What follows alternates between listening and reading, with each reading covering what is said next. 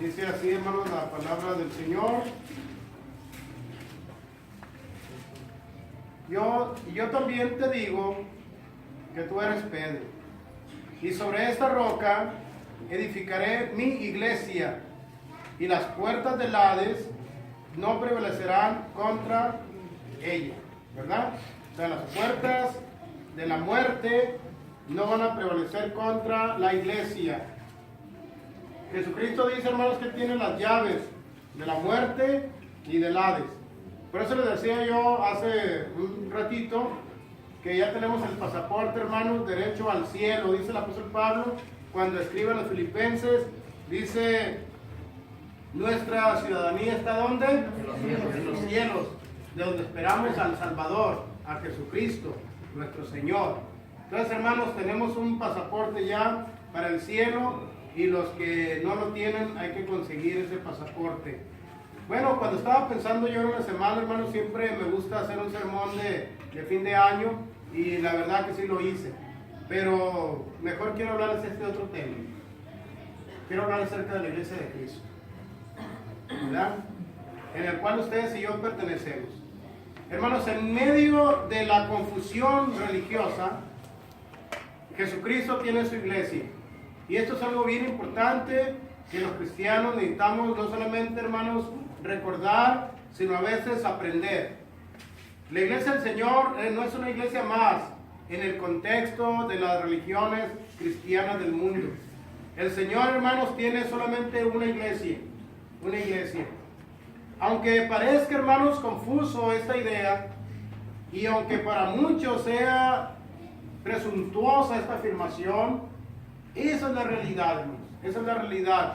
Jesucristo tiene una iglesia, y una iglesia con características, hermanos, que Él mismo ha puesto en su palabra. Y es una de las metas que tiene la iglesia del Señor, ser esa iglesia. La iglesia que el Señor ha constituido. Esa iglesia que va, hermanos, a vencer o salir por medio del poder de Jesús, salir del Hades, salir de la muerte. Nosotros queremos ser esa iglesia. Esa es la idea que ustedes tienen, esa es la idea que yo tengo, ser la iglesia de Jesús y no una iglesia más en este mundo. Y eso, hermanos, es lo que queremos compartir con la gente que amamos, con la gente, hermanos, con la que convivimos, que Jesús tiene una iglesia y que les invitamos a esa iglesia, hermanos, que nuestra única meta es hacer la voluntad de Dios. Así que, hermanos, hay una gran confusión en este tiempo, pero Jesús tiene su iglesia, hermanos, y es necesario aclarar este punto.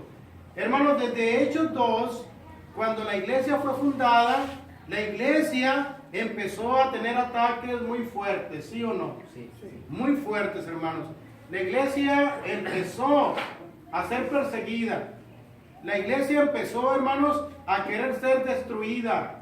Los primeros cristianos y los apóstoles, ellos lucharon, hermanos, lucharon con toda su fuerza, con toda su fe para seguir adelante. Y en el siglo XX, hermanos, tenemos, o XXI mejor dicho, tenemos otros enemigos, enemigos invisibles, enemigos que posiblemente no se vean ni podemos atacar físicamente, hermanos, pero Satanás sigue trabajando para destruir la única iglesia del Señor, hermanos. Cuando una persona, hermanos, obedece el Evangelio con fe, con arrepentimiento y siendo bautizada para perdón de sus pecados, ¿qué sucede con ella, hermanos? ¿Acaso se puede añadir a cualquier iglesia? ¿Acaso, hermanos, puede esta persona escoger una iglesia de su preferencia de acuerdo a lo que ella piense que es lo mejor? No, hermanos. ¿Acaso esta persona que ha sido bautizada puede pensar que ya no tendría que reunirse en ninguna iglesia? No, hermanos, tampoco, ¿verdad? El Señor dice en la Escritura en Hechos 2:47 que Él añade, hermanos, los que habían de ser ¿qué? los que habían de ser salvos, ¿a dónde, hermanos? A su iglesia. A su iglesia, hermanos. A su iglesia. No a la iglesia de alguien. A su iglesia. Pues, hermanos, esta misma mentalidad y esta misma finalidad es la que nosotros tenemos, hermanos. Que cuando alguien se arrepiente, que cuando alguien confiesa sus pecados, que cuando alguien viene, hermanos, a Jesús, cuando alguien es bautizada, esa persona es añadida por el mismo Jesús a su iglesia, ¿verdad? Porque esa persona es llamada a la salvación. Es nuestra misma posición, hermanos, que nosotros tenemos. Ahora bien, esta iglesia, hermanos, dice en Hechos 20:28, que fue comprada ¿con qué, hermanos? Con su sangre. Con su sangre preciosa. Con su sangre preciosa. Por lo tanto, hermanos, esta iglesia es de un valor incalculable, ¿sí o no? Sí, hermanos. Esta iglesia, hermanos, fue comprada con sangre, con la sangre del Señor. Por lo tanto, para nosotros debe ser siempre valiosa y apreciada, ¿verdad? Nunca tendríamos que menospreciar la iglesia del Señor. Cuando en las Escrituras, hermanos, se habla de iglesia, no se habla de los edificios, se habla, hermanos, de las personas dentro, las personas que adoran. Se habla de los hijos de Dios, ¿verdad? Así que para nosotros, hermanos, la iglesia es muy importante porque fue comprada con la sangre de Jesús. Sus actividades, sus reuniones de adoración deben ser para nosotros preciosas, preciosas, hermanos, porque cada alma costó la sangre del Señor, porque tu misma alma costó la sangre del Señor. Hermanos, cuando hablamos de la iglesia de Cristo, estamos hablando no de un nombre denominacional, ¿verdad que no? No, hermanos. Estamos hablando de un sentido de pertenencia, porque la iglesia no le pertenece ni es idea humana. Así que no le pertenece la iglesia a ningún hombre. La iglesia, hermanos, le pertenece ¿a quién? A Cristo. Por eso, hermanos, es iglesia de Cristo. Es la iglesia que le pertenece al Señor. Es la iglesia que Él ganó con su sangre.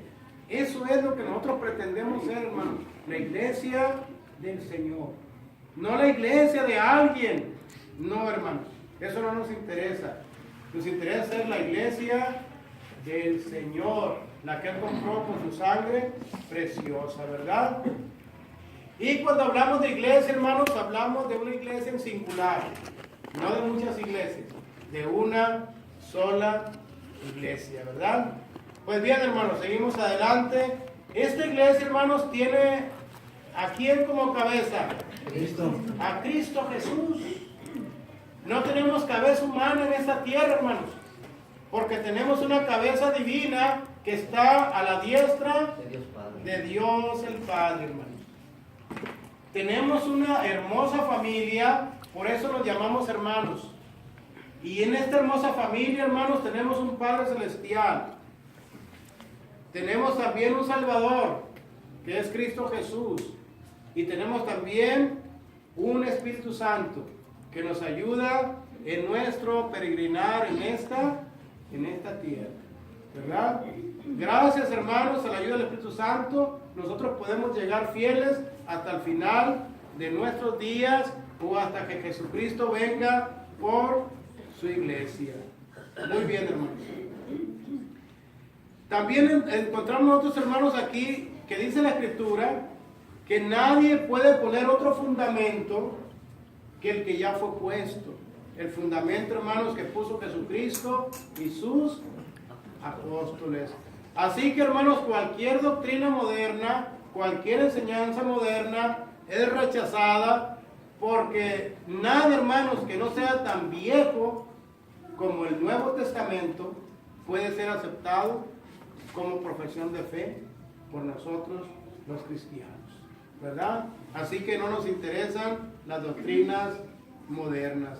Hermanos, la iglesia, desde que empezó como un organismo vivo, fervoroso, Un organismo, hermanos, vibrante, un organismo, hermanos, en crecimiento. La iglesia empezó, hermanos, con cerca de ¿cuántas personas? Como 3,000 personas. Pero a los pocos días, hermanos, ese organismo vivo, ese organismo vibrante, ese organismo, hermanos, en acción, hermanos, se convirtió en 5,000 personas. La iglesia, hermanos, como un organismo vivo, está llamada a crecer, ¿verdad? Porque es un organismo vivo. El apóstol Pedro, hermanos, en 1 de Pedro capítulo 2, dice que los cristianos somos piedras muertas o somos piedras vivas. Somos piedras vivas. Y que como piedras vivas, hermanos, nosotros formamos un edificio material o espiritual. Un edificio espiritual, hermanos. Un edificio espiritual. Dice la Escritura, hermanos, que nosotros somos edificados en unión con Cristo, para que allá habite Dios, el Padre, en el Espíritu, ¿verdad? En su iglesia. También dice la Biblia, hermanos, que todo el edificio bien coordinado. ¿Bien qué, hermanos? Coordinado. Bien coordinado, hermanos. Bien unido. Que el edificio bien coordinado, dice, va creciendo para ser un templo santo en el Señor, ¿verdad? Esta es la voluntad de Dios. La iglesia, hermanos, es el templo del Espíritu Santo, ¿sí o no? Claro que sí, hermanos. La iglesia es el templo del Espíritu Santo. Todos, hermanos, bien coordinados, vamos usando nuestros talentos y desarrollando la iglesia del Señor, ¿verdad? Todos estamos llamados, hermanos, a como piedras vivas, a usar nuestros talentos para que esta iglesia, este organismo vivo, siga creciendo, hermanos, pero siempre siendo fiel a los principios que el Señor nos ha dejado cerca de hace 2000 años, hermanos. Esa es nuestra pretensión como iglesia, hermanos, como iglesia.